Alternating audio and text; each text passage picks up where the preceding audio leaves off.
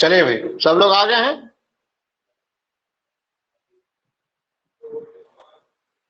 सब आ गए हैं तो फिर स्टार्ट करते हैं। चलिए, कल अपन क्या क्या पढ़ लिए थे? अपन बैंक दर पढ़ लिए थे, ठीक है। बैंक दर क्या होता है, ठीक है। दूसरा मेरे ख्याल अपन रेपो दर पढ़ लिए थे। पढ़ लिए थे क्या? यही तक हुआ था, रेपो रेट और बैंक रेट तक, हाँ सर, हो गया था। है ना। और आगे भी पढ़ लिए थे क्या, रिवर्स रेपो वगैरह? नहीं, यही तक हुआ था बस। यही तक हुआ था ना। चलो, जो बैंक दर क्या होता है, रिपीट कर लेते हैं एक बार। कल बैंक दर क्या होती है भाई?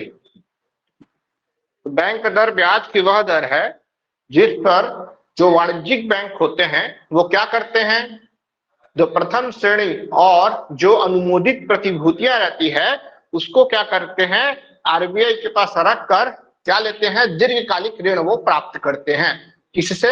आरबीआई से, ठीक है। बैंक दर के अंतर्गत रेपो दर के अंतर्गत क्या किया जाता है? रेपो दर के अंतर्गत क्या किया जाता है भाई?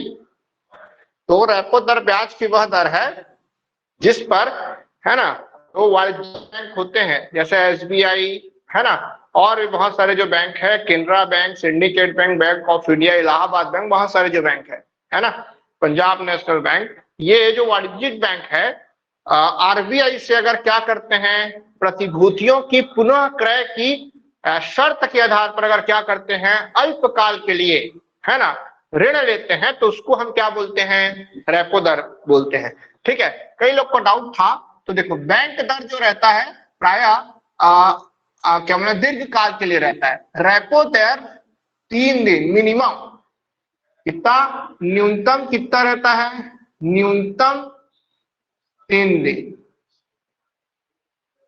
24 घंटा, सॉरी 72 घंटा आएगा, है ना। और अधिकतम 3 मंथ आता है ना, अधिकतम 3 महीने के लिए वो क्या कर सकते हैं, आरबीआई से ऋण ले सकते हैं, ठीक है।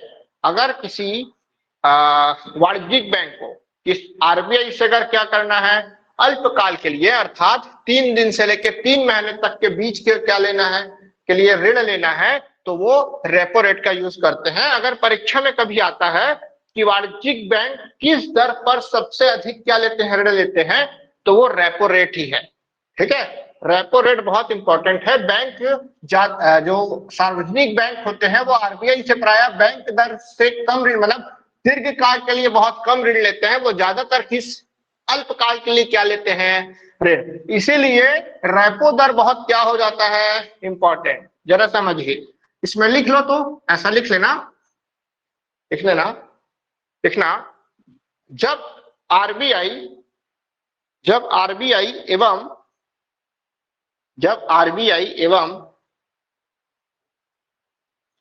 एक और समिति थी ना, जब आरबीआई एवं मौद्रिक नीति समिति द्वारा, जब आरबीआई एवं मौद्रिक नीति समिति द्वारा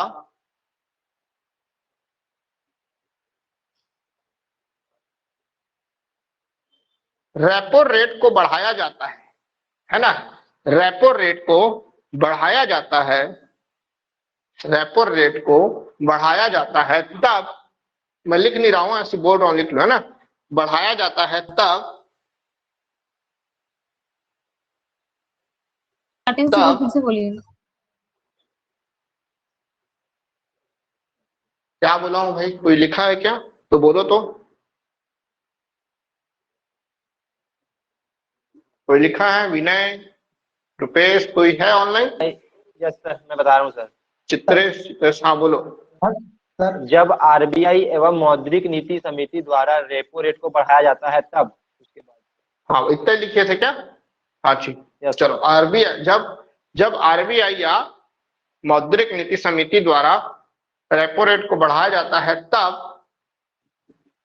तब वाणिज्यिक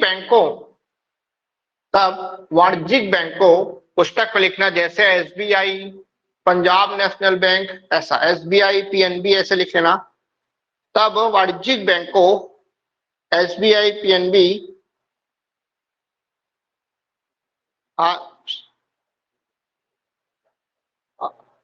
तब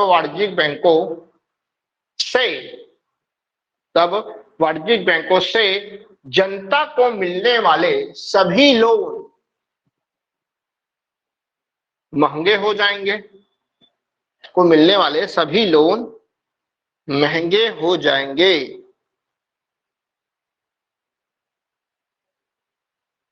एवं जब रेपो रेट को कम किया जाता है, जब कम किया जाता है तो रेपो रेट को जब कम किया जाता है तो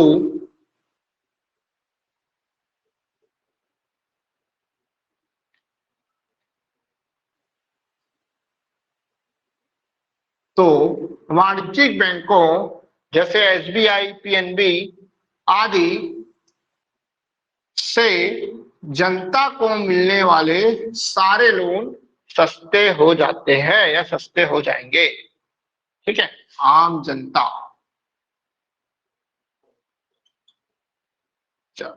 सस्ते हो जाएंगे। ठीक है,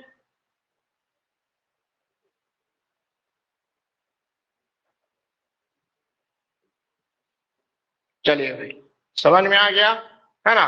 देखो, आरबीआई से लोन कौन लेंगे?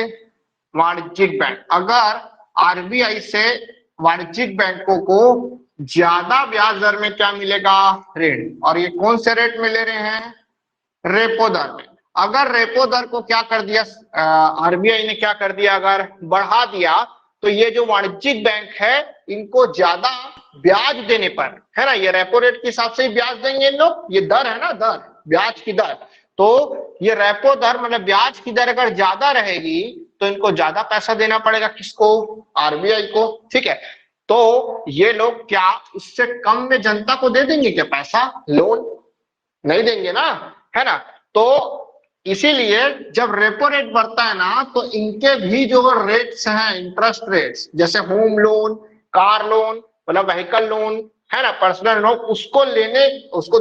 जो देते हैं ये वाणिज्यिक बैंक, उसको देने में जो इंटरेस्ट लगता है वो भी क्या हो जाता है? गेन हो जाता है, वो भी बढ़ जाता है।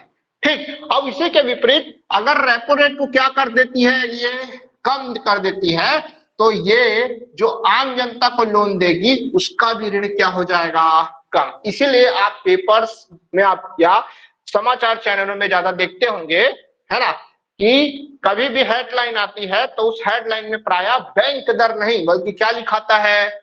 रेपो दर। क्यों? क्योंकि वाणिज्यिक बैंक रेपो दर के हिसाब से ही ज्यादातर आरबीआई से उधारी लेते हैं, ना कि ज्यादातर बैंक दर के हिसाब से। इस चीज को आप याद रखना।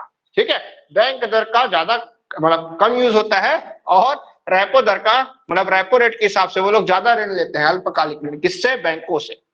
बात समझ में आ रही है? इसमें किसी को डाउट है? अब समझो, अगर ये रेपो, हाँ हाँ सर, जैसे एसबीआई आरबीआई से लोन लिया है, ठीक है, हाँ, और आरबीआई 3 महीने के लिए लिया है एसबीआई, और आरबीआई का रेट बढ़ गया, 2 महीने में तो चेंज होते रहता है, तो बढ़ गया, तो वो कौन से परसेंट में रिटर्न करेगा एसबीआई? वो देखो जैसे मान के चलो, इसने जो भी रेट से इससे लिया, ठीक है, इससे जो भी रेट से लिया है ना, इसको उसी रेट में इनको वापस करना पड़ेगा पैसा। तो कम समय के लिए लेते हैं ना इसमें, ठीक है। लेकिन ये जो बैंक है इनको जिस दर पर क्या देती है, क्या बोलना चाहिए भाई, जैसे किसी व्यक्ति ने 2 लाख रुपए का क्या लिया, 20 लाख रुपए का ऋण लिया, ठीक है, 20 लाख रुपए का क्या लिया? ऋण लिया, है ना। तो मान के चलो उसने लिया 8% ब्याज पर, ठीक है, 8% ब्याज पर, और मान के चलो होम लोन लिया था ऐसा, तो ये 8% उस समय लिया जब उसने लिया था। अब ऐसा हुआ 6 महीने बाद इसने अपने रेट्स कम कर दिए, क्यों? क्योंकि उधर से रेपो रेट क्या हो गया है, कम, इसने कर दिया है 7%। ठीक है, तो ये जो जिसने लोन लिया है वो एप्लीकेशन लिख सकता है कि भाई मेरे जो इंटरेस्ट है इसको क्या करवा दीजिए, कम करवा दीजिए। तो ये कम हो जाता है, पहले ऐसा नहीं होता था, आजकल कम हो जाता है। ठीक है, इसके हिसाब से कम हो जाता है। ठीक है, नुकसान नहीं रहता ज्यादा। ठीक है, पहले नहीं होता था, आजकल हो जाता है। चलिए, समझ में आया भाई, है ना? अब समझो कि अगर रेपो रेट अगर कम रहेगा तो फिर ये जो वाणिज्यिक बैंक है आम जनता को कम दर पर क्या देंगे, लोन प्रदान करेंगे। इसीलिए कहा जाता है कि रेपो दर बढ़ती है तो बैंकों के लोन देने की क्षमता घट जाती है, और रेपो दर अगर घट जाती है ना, मतलब कम हो जाती है, तो बैंकों के ऋण देने की क्षमता बढ़ जाती है। बात समझ में आ रहा है? ये उल्टा पुल्टा हो गया सर बैंक दर पे मतलब क्यों नहीं देते, लेकिन बैंक दर पे, हाँ, बैंक दर पे क्यों नहीं बैंक देते? दर नहीं, बैंक दर भी वही चीज है, बैंक दर पर कोई दिक्कत नहीं है, लेकिन रेपो का यूज ज्यादा होता है क्योंकि वाणिज्यिक बैंक अल्पकालिक ऋण ज्यादा लेते हैं। ठीक है, इसमें एकदम गहराई में मत जाओ। ठीक है, बस इतना याद रखो कि रेपो अगर बढ़ा तो जो लोन प्रदान करने की क्षमता है वो कम हो जाएगी, किसकी? वाणिज्यिक बैंकों की। इसको लिखवाया हूं ना अभी मैं, इसी को तो लिखवाया था क्या? Yes sir, yes sir. है ना, उसको सही लिखे हो कि अगर रेपो रेट बढ़ा है तो इनकी ऋण देने की क्षमता क्या हो जाएगी, कम हो जाएगी, और अगर रेपो रेट कम है तो इनकी ऋण देने की क्षमता बढ़ जाती है। लिखे हो इसको? Yes sir. लिख लिए ना? चलो ठीक, अब आगे बढ़ते हैं। ठीक है, हाँ, एक और चीज लिखना है तो लिख लो इसको। लिखना, रेपो दर को रिप्रोडक्शन रेट भी कहते हैं। रिप्रोडक्शन रेट भी कहते हैं, रिप्रोडक्शन रेट या रिप्रोडक्शन दर भी कह देते हैं। ठीक है, चलो अगला लिखना, रिवर्स रेपो रेट। ठीक है, चलो तीसरा आएगा reverse repo rate. Reverse repo दर या रिवर्स रेपो रेट ही लिख लो, कोई दिक्कत नहीं। ठीक है, चलो अब रिवर्स रेपो रेट में दिक्कत यह है कि अधिकतर बैंक ये लिख देते हैं, है ना, कि आरबीआई क्या करता है, वाणिज्यिक बैंकों से ऋण लेता है। ठीक है, लेकिन ऐसा है कुछ नहीं ना। आरबीआई जो है कभी वाणिज्यिक बैंकों से क्या नहीं लेता, ऋण नहीं लेता। इसका मेन जो अर्थ ये है ना, इसको लिखिए पहले आप, फिर मैं आपको समझाता हूं।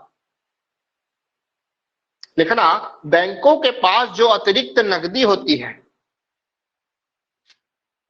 बैंकों के पास, या ऐसा लिख लेना, सार्वजनिक या वाणिज्यिक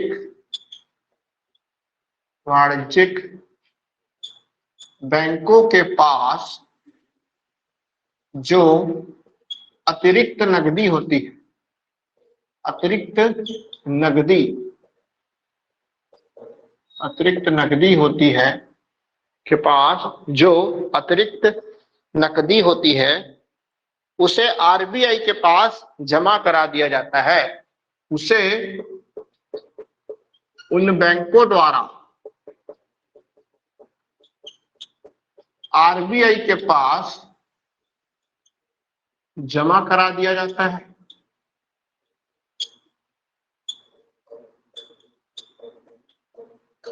आरबीआई के पास जमा करा दिया जाता है।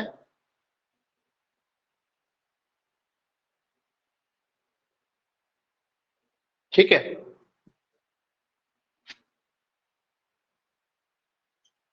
इस जमा नकदी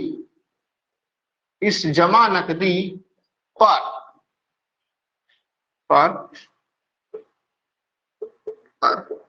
आरबीआई उन वाणिज्यिक बैंकों को बैंकों को ब्याज प्रदान करती है, ब्याज प्रदान करती है, ब्याज प्रदान करती है।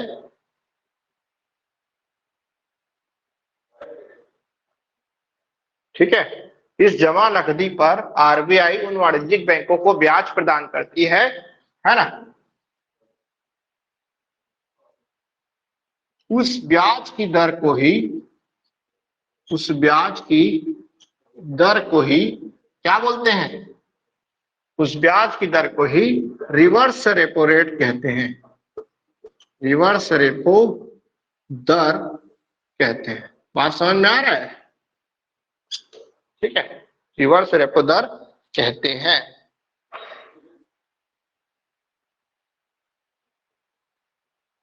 ठीक है,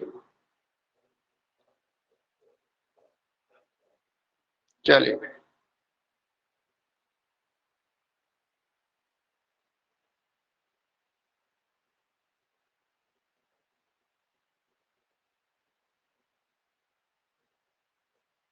ठीक है, इसको आप एक और तरीके से लिख सकते हैं, अथवा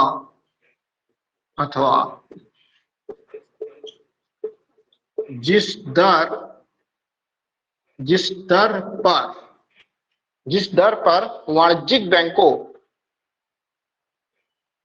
जिस दर पर वाणिज्यिक बैंकों, जिस दर पर वाणिज्यिक बैंकों को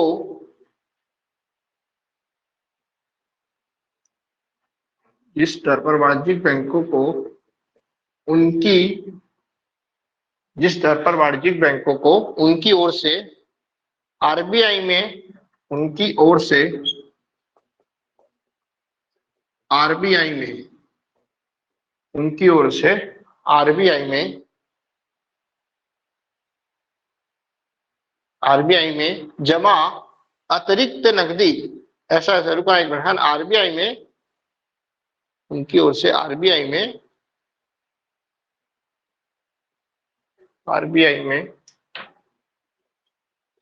अतिरिक्त जमा, अतिरिक्त नकदी के जमा करने पर, अतिरिक्त नकदी के करने पर ब्याज मिलता है, पर ब्याज मिलता है, उसे रिवर्स रेपो दर कहते हैं, उसे रिवर्स रेपो दर कहते हैं। ठीक, 4 किसको याद रखना? ठीक है, जैसे अभी वर्तमान में बैंक रेट कितना है भाई? 5.65, 5.65। रेपो कितना है? 5.40। रिवर्स कितना है? 3.35। वेरी गुड, 3.35% है। तो इसको आप यह देख रहे हैं, रिवर्स रेपो रेट हमेशा रेपो से क्या रहता है? कम ही रहता है ना। लेकिन ऐसा लिखा नहीं है, लेकिन प्राय कम ही रहता है, आप इसको याद रखें। ठीक है, अब जरा समझना। ठीक है, जो प्राय पुस्तकों में क्या लिखा रहता है कि जो बैंक दर है, जो रेपो दर है, उसका मतलब क्या होता है कि जो वाणिज्यिक बैंक होते हैं, जिनसे हम लोग जाके क्या लेते हैं? लोन लेते हैं, है ना। वो बैंक अगर क्या है, दीर्घकाल के लिए या अल्पकाल के लिए किससे उधार लेते हैं? आरबीआई से उधार लेते हैं। उस उधार में जो ब्याज उनको देना पड़ता है, वही ब्याज दर क्या होती है? बैंक दर। दीर्घकाल के लिए, अल्पकाल के लिए रेपो दर। ठीक है, और पुस्तकों में यह लिखा रहता है। इसी के विपरीत अगर आरबीआई उन बैंकों से क्या करती है? ऋण अगर लेती है ना, तो मतलब आरबीआई वाणिज्यिक बैंकों से जिस दर पर ऋण लेती है, उसको क्या बोल देता है? वो रिवर्स रेपो दर बोल देते हैं। ठीक है, लेकिन वैसा है नहीं, है ना। आरबीआई ऋण नहीं लेती उन लोग से। आरबीआई क्या करती है? एक स्कीम लाई हुई है, रिवर्स रेपो की स्कीम। उसके अंतर्गत वो उन बैंकों को ये बोलती है कि देखो, हर बैंक जो है पैसा कैसे कमाता है? ज्यादा से ज्यादा लोन देके, बैंकों की आय कहां से होती है, उसकी जो मूल आय जो होती है वो क्या होती है, जब वो ज्यादा से ज्यादा लोगों को क्या दे, लोन प्रदान करे, और वो जो लोन से जो ब्याज मिलता है वही उनकी मूल क्या है, आय। ठीक है, अब कोई बैंक है जैसे एसबीआई ले लो, उसको उसके पास जबरदस्त तरीके से क्या आ गया, अतिरिक्त नकदी आ गई।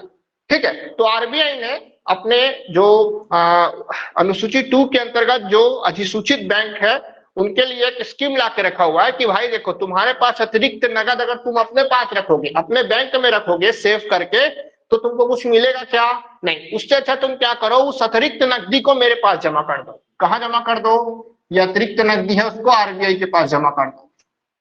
ठीक है, अब इस पर हम तुमको क्या देंगे, ब्याज भी देंगे। ठीक है, इस पर हम तुमको क्या देंगे, ब्याज। तो बस यही जो अतिरिक्त नकदी है जो ये बैंक अपने पास ना रख के कहां दे देते हैं, आरबीआई के पास रख देते हैं, और उसमें जो उनको ब्याज मिलता है वही दर क्या है, रिवर्स रेपो दर है। ठीक है, इसको आप याद रखेंगे। ठीक है, अब दिमाग मतलब आपके दिमाग में प्रश्न आएगा कि आखिर रिवर्स रेपो दर को बढ़ाया और घटाया क्यों जाता है। इसको बढ़ाया घटाया इसलिए जाता है, अगर मार्केट में नकदी ज्यादा है तो इसको बढ़ा दो तो नकदी क्या हो जाएगा, कम। ठीक है, अगर मार्केट में नकदी क्या है, कम है, तो इसको घटा दो तो क्या हो जाएगा, नकदी मार्केट में बढ़ जाएगा। ठीक है, या ये समझ नहीं आ रहा तो ज्यादा समझने की जरूरत भी नहीं है, क्योंकि मैं आपको अर्थव्यवस्था नहीं पढ़ा रहा हूं। अगर मैं अर्थव्यवस्था पढ़ाता तो और विस्तार से इसको क्या करता, समझाता। लेकिन अभी आपको बस इसका अर्थ समझ में आना चाहिए कि आखिर रिवर्स रेपो दर होती क्या है। किसी को दिक्कत, इतने अच्छे से मैंने आपको लिखा दिया है कि एक बार पढ़ोगे तो आपको क्या हो जाएगा, समझ में आ जाएगा। ठीक है, बस इसी फॉर्म को ही लोग क्या कह देते हैं कि रिवर्स रेपो दर वह दर है जिसके आधार पर आरबीआई वाणिज्यिक बैंकों से क्या लेती है, उधार लेती है। ठीक है, या ऋण लेती है, उसी को ही बोल देते हैं। ठीक, अब जैसे ये जो अतिरिक्त नकदी है अगर आरबीआई के पास गया, ठीक है, तो आरबीआई किसी और जरूरतमंद बैंक को इसको दे सकती है कि नहीं दे सकती। ठीक है, इसको कम परसेंट में, देखो जरा समझना दिमाग, आरबीआई जैसे एसबीआई के पास अतिरिक्त धन है तो उससे 3.35% रिवर्स रेपो दर के हिसाब से कहा लेगी, अपने पास। और किसी को अगर जरूरत है, जैसे किसको, पीएनबी डिफाल्टर बैंक है भी है ना, इसको अगर जरूरत है तो इसको कितने में देगी वो, 5.40%। ठीक है, तो यहां पर कितने का डिफरेंस आ रहा है, ये जो डिफरेंस है ना, ये आरबीआई की कमाई हो गई। दिमाग लगाया कि नहीं लगाया, और इनकी भी कमाई हो गई, जिसके पास अतिरिक्त धन है इनका भी मदद हो गया, जो बेचारा डिफाल्टर हो चुका है या जिसके पास, जिसको पैसे की आवश्यकता है या जिसको ज्यादा लोन देना है जनता को, उनको यहाँ पर पैसा चला जाता है। तो सबको क्या हो रहा है, इसमें चक्र में फायदा हो रहा है कि नहीं हो रहा है, बस इसीलिए ये स्कीम लाई गई है reverse repo rate.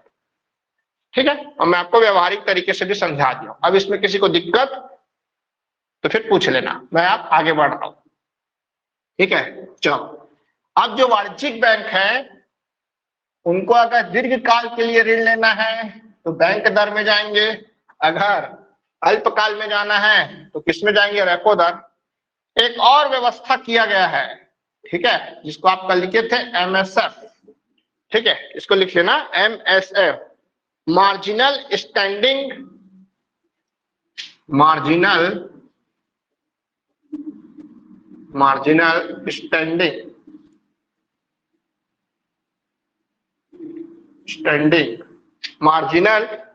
Standing facility.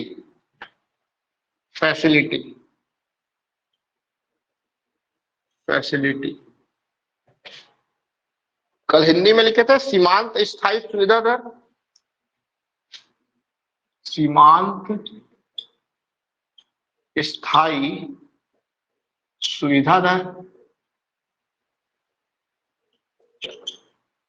अब समझो ये क्या चीज है। आरबीआई ने दो तरीके की चीजें तो वाणिज्यिक बैंकों के लिए ला दिया, अगर दीर्घकाल के लिए पैसा चाहिए तो इधर आ जाओ, अगर अल्पकाल के लिए चाहिए तो इधर आ जाओ, और एकदम अति अल्पकाल के लिए चाहिए तो रातों रात पैसा चाहिए तो कहां जाना पड़ेगा, तो ये एमएसएफ का सहारा लेना पड़ेगा।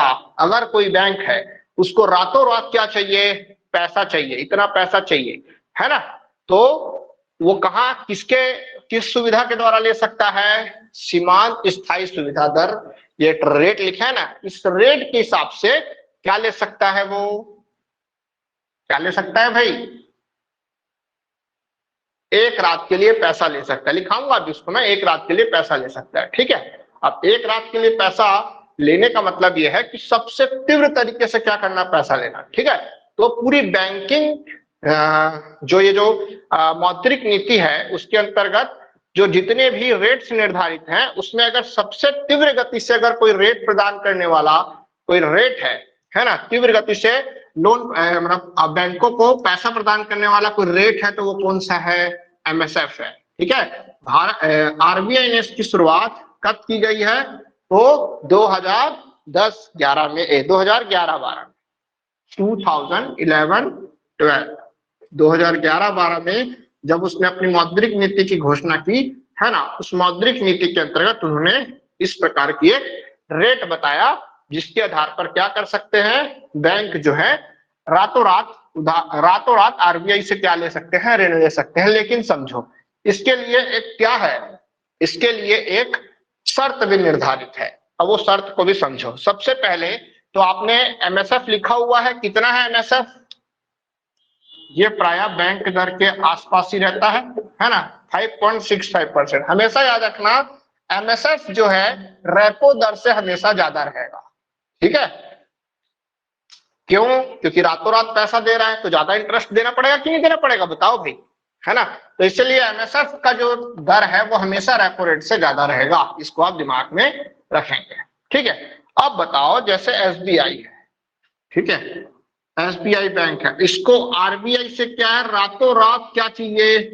पैसा चाहिए, रातों रात की चाहिए? पैसा। ठीक है, तो आरबीआई के पास जो 100% क्या है, क्या होना चाहिए? इसकी जो पूंजी है 100% पूंजी। ठीक है, उस 100% पूंजी का 1%, उसका 1% उधारी रातों रात मिल सकता है किससे? आरबीआई से। मान के चलो एसबीआई की कुल संपत्ति 100 करोड़ है। ठीक है, तो वो 100 करोड़ में 1 करोड़ रुपए का ऋण इसको रातों रात मिल सकता है। ठीक है, ऐसा है। लिख, इसको आप समझ ले रहे हो, फिर मैं लिखवा रहा हूं, परीक्षा में आ सकता है, इसको लिखिए भाई, लिखना।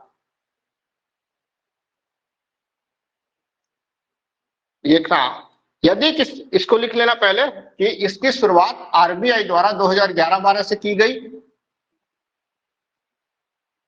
इसकी शुरुआत आरबीआई द्वारा 2011-12 से की गई। उसके पश्चात लिखना यदि किसी वाणिज्यिक बैंक को यदि किसी वाणिज्यिक बैंक को एक रात के लिए, यदि किसी वाणिज्यिक बैंक को एक रात के लिए आरबीआई से ऋण प्राप्त करना है, आरबीआई से ऋण प्राप्त करना है, आरबीआई से ऋण प्राप्त करना है, तो वे एमएसएफ के जरिए तो वे वाणिज्यिक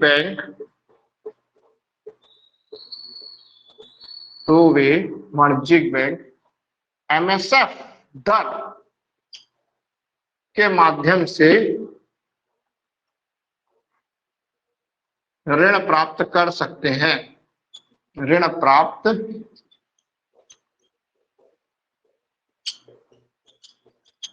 कर सकते हैं।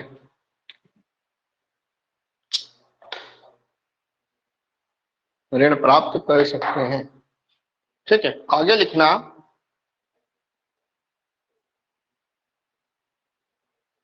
एमएसएफ के तहत कोई वाणिज्यिक बैंक,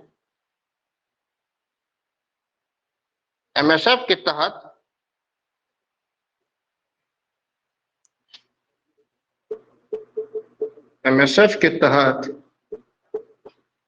कोई वाणिज्यिक बैंक कोई वाणिज्यिक बैंक जैसे एसबीआई, पीएनबी आदि, एमएसएफ के तहत कोई वाणिज्यिक बैंक एक रात के लिए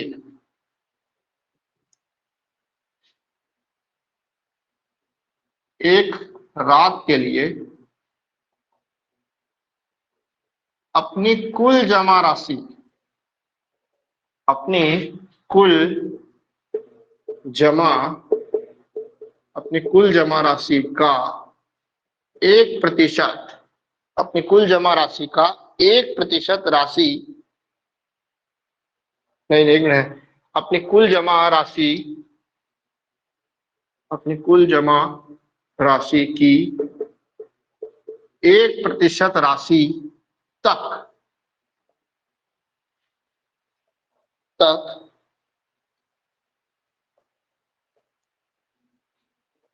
का लोन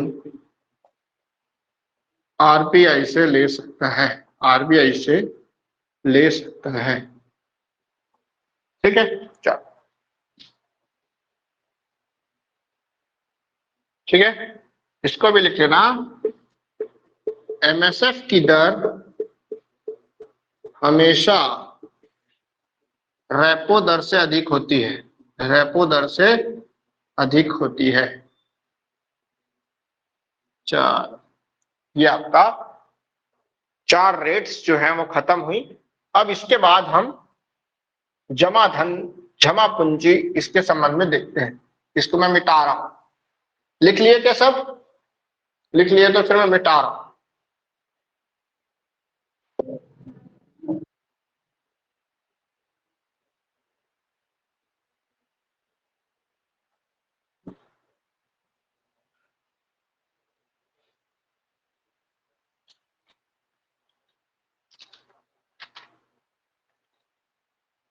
ठीक है, चलिए आगे अपन सीआरआर और एसएलआर पर चर्चा करते हैं।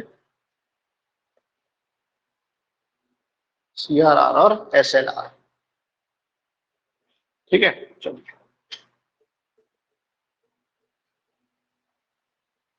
चलिए भाई, सबसे पहले अपन क्या लिखते हैं? एसएलआर लिखते हैं, एसएलआर, ठीक है। सांविधिक तरलता अनुपात, इंग्लिश में क्या बोलते हैं? Statutory liquidity ratio. इंग्लिश में भी लिख दूं क्या? याद आएगा भाई?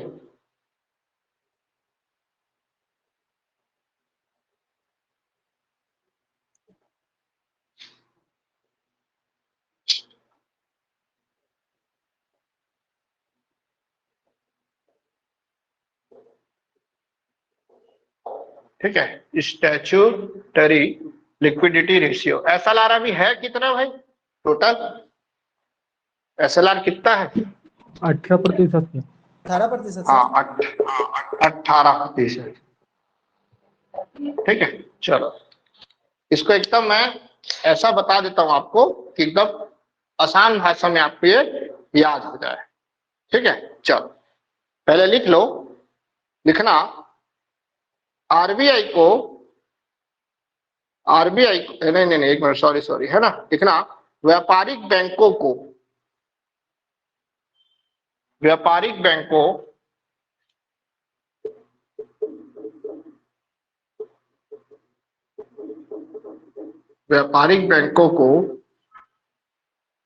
अपनी कुल परिसंपत्ति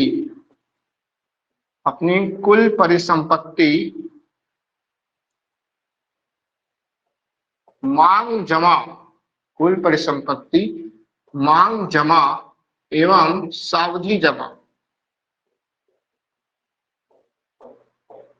जमा आरबीआई को अपनी कुल परिसंपत्ति मांग जमा व सावधि जमा का एक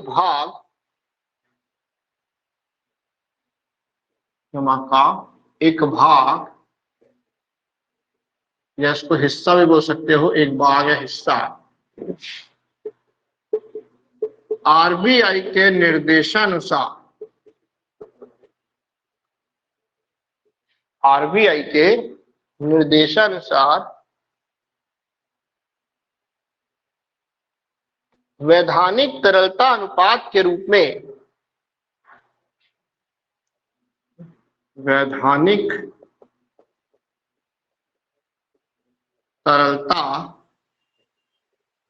अनुपात के रूप में, है ना, एसएलआर के रूप में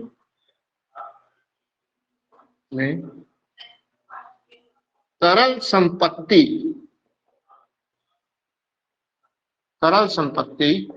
जैसे तरल संपत्ति, लिख लीजिए इसको, जैसे सरकारी प्रतिभूति, जैसे सरकारी प्रतिभूतियां,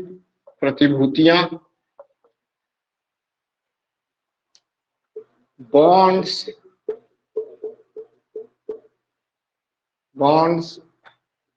गोल्ड,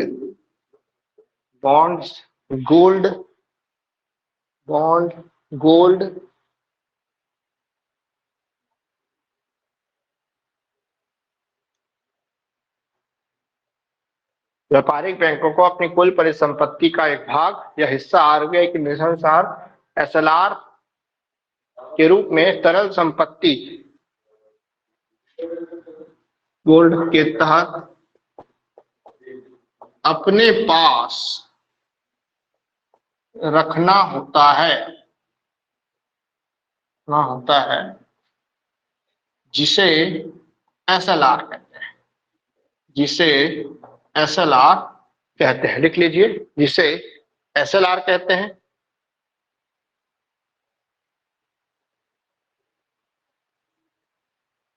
ठीक है,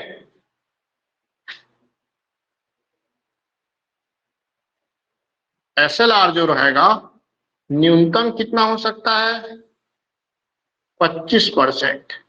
ठीक है, और अधिकतम कितना हो सकता है, 38.5%। 38.5%। ठीक है, पहले समझ लो, फिर आपके अंदर एक डाउट भी आएगा, उसको मैं क्लियर करता हूं। मतलब इसका जो रेट है, एसएलआर का जो दर है, अभी कितना निर्धारित है, 18, है ना। तो ये क्यों 18 भी बताऊंगा आपको। वो न्यूनतम कितना हो सकता है, 25%, और अधिकतम कितना हो सकता है, 38.5%, है ना। 38.5% से ऊपर आरबीआई और मौद्रिक नीति समिति इस रेट को नहीं निर्धारित कर सकती। ठीक है, अब समझो ये है क्या चीज। ठीक है, आपको याद रखना है, एसएलआर का मतलब है स्लीपर, एसएलआर का मतलब है स्लीपर, और स्लीपर का मतलब होता है चप्पल। ठीक है, और चप्पल कौन पहनते हैं, हम खुद पहनते हैं। ठीक है, स्लीपर पहनते हैं ना।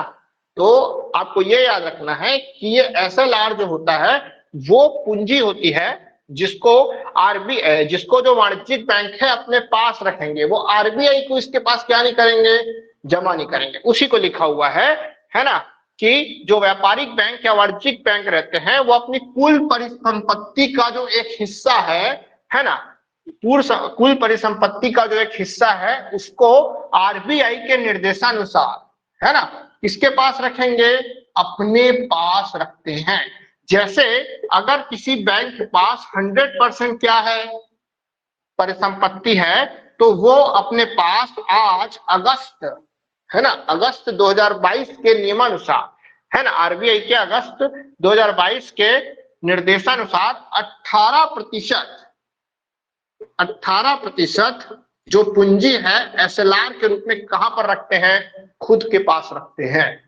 ठीक है ना। मान के चलो 100 करोड़ है, तो कितना रुपए रखे उन लोग अपने पास, 18 करोड़ रुपए। लेकिन ये जो 18 करोड़ है इसको वो प्रायः कैश में नहीं रखते हैं, वो किस में रखते हैं, सरकारी प्रतिभूति, बॉन्ड्स या गोल्ड के रूप में रखते हैं। इसको आप याद रखेंगे। ठीक है, कैश में भी रख सकते हैं, ऐसा जरूरी नहीं है, लेकिन प्रायः उनको तरल संपत्ति के रूप में रखने के लिए कहा जाता है, क्योंकि इसका नाम ही क्या है, तरलता अनुपात है। ठीक है, ये सब चीजें आसानी से क्या है, मार्केट में जो पूंजी बाजार होती है उसमें ये जो बॉन्ड्स, प्रतिभूतियां होती है, आसानी से क्या हो जाती है, क्रय विक्रय इसका आसान होता है। इसीलिए आरबीआई ने तरल संपत्ति के रूप में इनको अपने पास एक पूंजी का हिस्सा रखने के लिए उनको क्या किया है, आदेश दिया हुआ है, वही क्या है, एसएलआर है। ठीक है, अब समझो, आप बोल रहे होगे कि यहाँ तो आप 25% लिखे हो और है आज कितना, 18%। तो आरबीआई ने क्या किया, वर्ष 2007 से एसएलआर की न्यूनतम सीमा को समाप्त कर दिया है, एसएलआर की न्यूनतम सीमा को समाप्त कर दिया,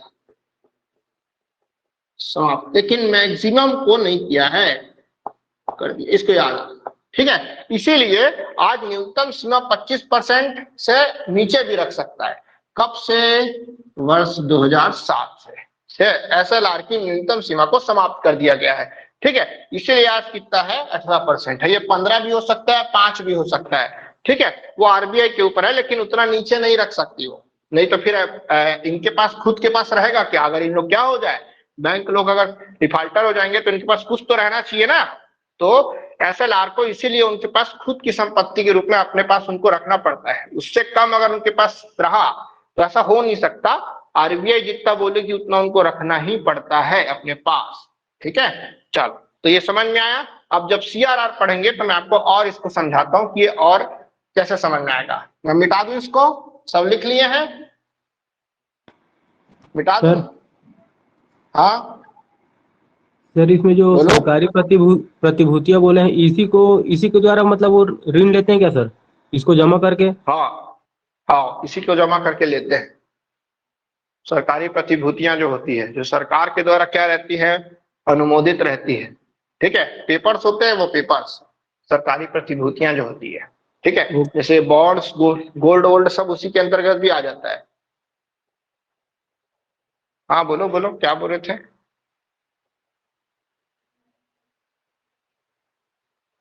चलो, अब लिखना सीआरआर। सीआरआर क्या होता है? ऊपर से तो नहीं जा रहा है सबके?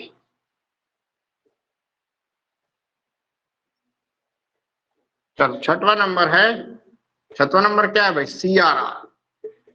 ठीक है, नगद आरक्षण अनुपात, नगद आरक्षण अनुपात, इंग्लिश में क्या हो जाएगा, cash reserve ratio, cash reserve ratio. ठीक है, इसमें लिखना वाणिज्यिक बैंकों को, वाणिज्यिक बैंकों को अपनी कुल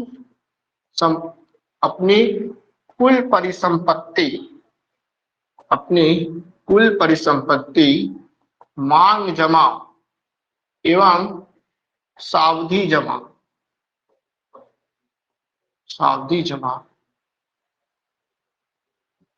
मांग जमा या सावधि जमा का एक भाग या हिस्सा, सावधि जमा का एक भाग या हिस्सा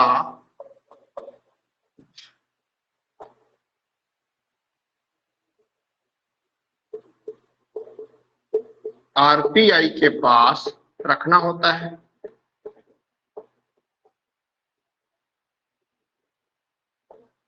ठीक है, वाणिज्यिक बैंकों को अपनी कुल परिसंपत्ति मांग जमा और सावधि जमा का एक भाग या हिस्सा आरबीआई के पास रखना होता है। इसका इस भाग या हिस्से का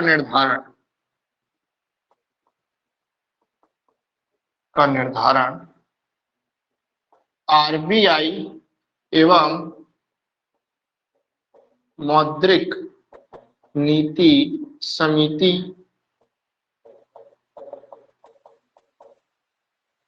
के द्वारा किया जाता है,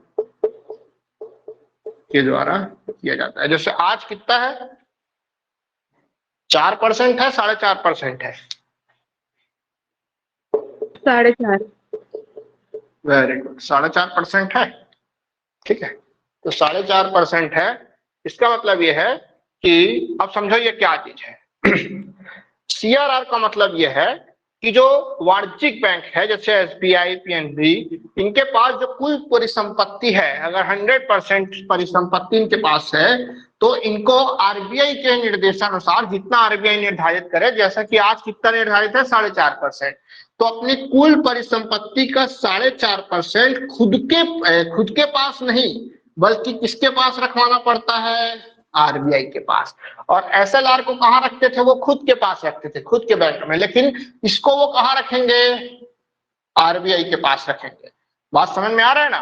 ठीक है, तो याद रखना, इसको आप कैसे याद रखोगे एसएलआर और सीआरआर को? तो एसएलआर मतलब स्लीपर, मतलब खुद के पास, सीआरआर मतलब सर, लीजिए सर, सर, सीआरआर मतलब सर टाइप का लग रहा है ना, तो सीआरआर को सर से याद रखिए। और याद रखिए कि जो वाणिज्यिक बैंक है वो आरबीआई को बोलेंगे लीजिए सर, आपने जितना निर्धारित किया है हम आपके पास जमा कर रहे हैं। और एसएलआर को क्या करेंगे, एसएलआर मतलब स्लीपर, और स्लीपर तो खुद का रहता है, तो हम उसी में खुद कैसे भी क्या करेंगे, पैर डालेंगे, मतलब खुद के पास रखेंगे। तो ये आपको अगर ऐसा याद रखोगे तो आपको कभी कंफ्यूजन नहीं होगा। ठीक है, जब वाणिज्यिक बैंक अपनी कुल परिसंपत्ति का एक हिस्सा अपने पास रखते हैं तो उसको एसएलआर कहते हैं, और जब अपनी कुल परिसंपत्ति का एक हिस्सा किसके पास रखते हैं, आरबीआई के पास रखते हैं, तो उसको क्या बोलते हैं, सीआरआर कहते हैं। ठीक है, चलिए इसको लिख लीजिए, है ना। अब इसमें लिख रहे हैं भाई न्यूनतम कितना होता है, 3%, न्यूनतम 3% और अधिकतम 15%। सीआरआर जो है इसका न्यूनतम सीमा क्या हो सकती है, न्यूनतम सीमा और अधिकतम सीमा। न्यूनतम सीमा 3% है, अधिकतम सीमा 15%, इससे ज्यादा नहीं हो सकता। ठीक है, और अभी देखो इसी के बीच में है, इसमें ऐसा कुछ समाप्त नहीं किया गया, जैसा पहले था आज भी वैसा ही है। ठीक है, चलिए, तो एसएलआर और सीआरआर याद रखना। ठीक है, अब एक चार्ट बना रहा हूं मैं, आप दोनों उसको लिख लेना।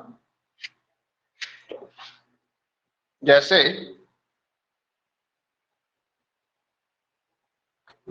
एक होता है अपन क्या पढ़े हैं, एसएलआर, एक क्या पढ़े हैं, सीआरआर। ठीक है, तो अगर स्थिति क्या है, मुद्रास्फीति की है, ठीक है, तो एसएलआर को क्या किया जाएगा, बढ़ाया जाता है। ठीक है, सीआरआर को क्या किया जाता है, बढ़ाया जाता है। इसको याद रखना, इसका मैं ऐसे वो बना देता हूं।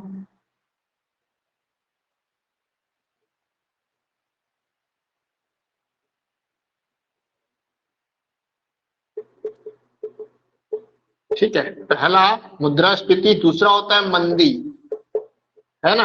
मंदी में एसएलआर को क्या किया जाएगा, घटाया जाता है, और सीआरआर को भी क्या किया जाता है, घटाया जाता है। इसको याद रखना। सेम चीज रेपो और उनके द्वारा भी है, मुद्रास्फीति की स्थिति में रेपो रेट को बढ़ा दिया जाता है। ठीक है, ताकि ज्यादा से ज्यादा बाजार का पैसा बैंक में आ जाए, आरबीआई के पास आ जाए। तो अब समझो ये एसएलआर और सीआरआर को बढ़ाया क्यों जाता है। ठीक है, क्यों बढ़ाया जाता है अब समझिए, इसको पहले लिख लो। तो इसमें आपको दोनों में याद रखना है, मुद्रास्फीति में दोनों को ही बढ़ा दिया जाता है, मंदी की स्थिति में दोनों को ही घटा दिया जाता है। ठीक है, अब होगा क्या, एक है आरबीआई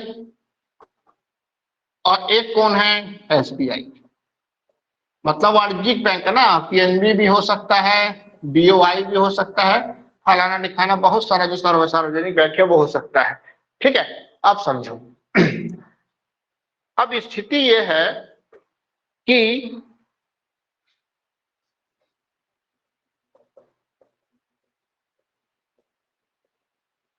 ऐसे बनाता हूं। ठीक है, अब ये है क्या, मार्केट, बाजार, पूरे आम जनता उसी में आ जाएगी। ठीक है, चलिए, अब मंदी की स्थिति है। मंदी की स्थिति में क्या होता है कि मुद्रा ज्यादा होती है, कहाँ, बाजार। ठीक है, अब मुद्रा अगर ज्यादा है तो फिर आरबीआई क्या करेगी, सीआरआर को बढ़ाएगी। सीआरआर को क्यों बढ़ाएगी, क्योंकि सीआरआर वह दर है जिस सीआरआर वह अनुपात है ना, जिसके आधार पर क्या है कि ये जो वाणिज्यिक बैंक है अपनी कुल परिसंपत्ति का ज्यादा हिस्सा कहाँ रखेंगे, आरबीआई के पास रखेंगे। ठीक है, तो अगर आज अगर मान के चलो 4% है, ठीक है, और 4 से अगर क्या कर दिया जाए 10% कर देंगे, तो इनके पास अगर 100 करोड़ रुपए है तो अभी उन लोग 4 करोड़ जमा कर रहे थे किसके पास, आरबीआई के पास। अब उनको कितना अपने पास रखना पड़ेगा, कितना आरबीआई के पास देना पड़ेगा, अगर रेट बढ़ा देंगे सीआरआर के अंतर्गत तो 10 करोड़ रखना पड़ेगा। ठीक है, और इनके पास कितना पैसा शेष रह जाएगा, 90 करोड़। ठीक है, अब आपको ये भी याद रखना है कि एसएलआर को भी क्या किया जाएगा, बढ़ाया जाएगा। एसएलआर अगर वर्तमान में 18% है, कितना है 18%, मतलब 18 करोड़ रुपए की जो तरल संपत्ति है उसको ये वाणिज्यिक बैंक खर्चा नहीं कर सकते, है ना। तो 18% से अगर इसको कितना कर दिया जाए, 30% कर दिया जाए। ठीक है, इसको भी बढ़ा दिया गया, 4 करोड़ से कितना हो गया 10 करोड़, मतलब 4% से 10%, 18% से 30%। मैं राशि में कहूं तो 4 करोड़ से कितना हो गया 10 करोड़, 18 करोड़ से कितना हो गया 30 करोड़, टोटल कितना हो गया 40 करोड़। ठीक है, तो फिर इनके पास कितना बचा 60 करोड़। अब बताओ, जब इनका एक बड़ा हिस्सा सीआरआर के रूप में आरबीआई में आ गया और एसएलआर के रूप में बंद गया कि उसको वो खर्चा नहीं कर सकते, ठीक है, तो इनके ऋण प्रदान करने की क्षमता बढ़ेगी या घटेगी, बताओ। ऋण प्रदान करने की क्षमता, लोन प्रदान करने की क्षमता, साख प्रदान करने की क्षमता, क्रेडिट प्रदान करने की क्षमता कम होगी या ज्यादा होगी, इनकी ऑब्वियसली बात है कम हो जाएगी, कम हो जाएगी ना। इसीलिए अगर मुद्रास्फीति की परिस्थितियां बनी हुई है, मतलब मार्केट में पैसा अगर ज्यादा है और उस पैसे को अगर सोखना है, ठीक है, तो ये आरबीआई जो है इन दोनों सीआरआर और एसएलआर को बढ़ा देता है, जिससे बाजार का पैसा जो है सोखा के कहाँ आ जाता है, बैंकों में आ जाता है, आरबीआई के पास आ जाता है। ठीक है, और मुद्रास्फीति की स्थिति से हम क्या कर सकते हैं, पार पा सकते हैं। लिखना एक चीज, लिखवा कितना बच गया है तो मैं लिखवा देता हूँ, तो फिर अपन कल से मार्केट चालू करेंगे, थोड़ा कल से स्पीड पढ़ना चालू करेंगे भाई। ठीक है, 7:55 हुआ है, एक चीज लिख लो, लिखो तो लिखते जाना, लिखिएगा।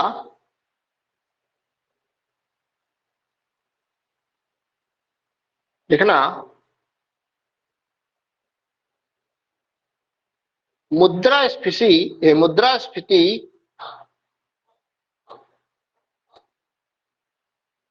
मुद्रास्फीति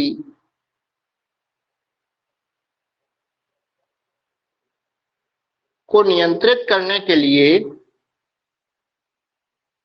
साख घटाने की जरूरत होती है, साख घटाने की जरूरत होती है। साख का मतलब, क्रेडिट का मतलब होता है ऋण प्रदान करने की क्षमता, साख मतलब होता है ऋण प्रदान करने की क्षमता।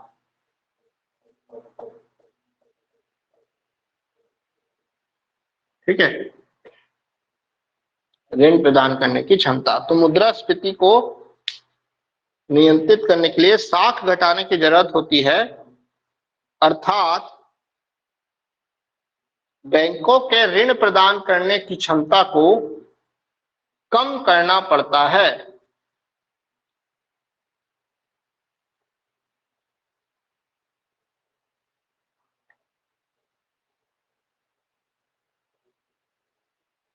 इसीलिए, है ना, इसलिए मुद्रास्फीति से निपटने के लिए, चारों चीज को एक साथ लिखा दे रहा हूं, है ना, इसीलिए मुद्रास्फीति से निपटने के लिए या बैंकों के ऋण प्रदान करने की क्षमता, मुद्रास्फीति से निपटने के लिए या बैंकों के ऋण प्रदान करने की क्षमता, बैंकों के ऋण प्रदान करने की क्षमता को घटाने के लिए के लिए आरबीआई एवं मौद्रिक नीति समिति के द्वारा, आरबीआई एवं मौद्रिक नीति समिति के द्वारा, मौद्रिक नीति समिति के द्वारा, इसको लिख लेना, बैंक दर, रेपो दर, बैंक दर, रेपो दर, रिवर्स रेपो दर, एसएलआर और सीआरआर को बढ़ा दिया जाता है। ठीक आएगा तो बना लोगे। और इसी का उल्टा होता है, अगर उनकी ऋण प्रदान करने की क्षमता को बढ़ाना है तो इन सबको क्या कर दिया जाएगा, लेस कर दिया जाएगा। ठीक है, सारी चीज जो लिखी हो, बैंक दर, रेपो दर, रिवर्स रेपो दर, एसएलआर, सीआरआर को बढ़ा दिया जाता है। और अगर कम करना है, अगर ऋण प्रदान करने की क्षमता को अगर बढ़ाना है तो क्या कर दिया जाएगा, इनको बढ़ा दिया जाएगा है, इसकी दर को घटा दिया जाएगा। ठीक है, चलिए तो हो गया। तो आज हमारा बैंकिंग क्षेत्र का सारा चीज कवर हो गया है ना। इसमें अगर कुछ छूटा होगा तो मैं हैंड रिटन खुद से लिख के ग्रुप में डाल दूंगा, आप उसको ऐड ऑन कर लीजिएगा। ठीक है, चलिए कल हम बाजार स्टार्ट करेंगे। बाजार एक ऐसा टॉपिक है ना, जो थोड़ा सा बोरिंग सा है, मतलब उसमें कैसे प्रश्न आएंगे क्या है उसको अपन कल पढ़ेंगे, तो मैं आपको समझा दूंगा कि इससे ऐसे ऐसे प्रश्न बन सकते हैं। ठीक है, चलिए तो कल बाजार स्टार्ट करेंगे। मैं सोचा था आज ही स्टार्ट कर दूंगा, लेकिन ये वाली चीजें थोड़ा समझने वाली ज्यादा हो जाती है। आप इन रेट्स को, जरूरी नहीं है कि ये परीक्षा में आए उस समय इसी को उत्तर ले। हो सकता है हो सकता है क्या कि ऐसा हो सकता है कि आने वाले 2 महीने में, है ना, ये रेट्स फिर क्या हो जाए, थोड़ा सा ऊपर नीचे हो जाए। हो सकता है कि जैसे कि ये सेम रहे, रेपो रेट को क्या कर दे, कम कर दे या ज्यादा कर दे, या हो सकता है क्या कर दे, इसको क्या कर दे, कम कर दे या ज्यादा कर दे। ठीक है, तो आप उसको बस क्या कर लीजिएगा, करंट से थोड़ा जुड़े रहिएगा।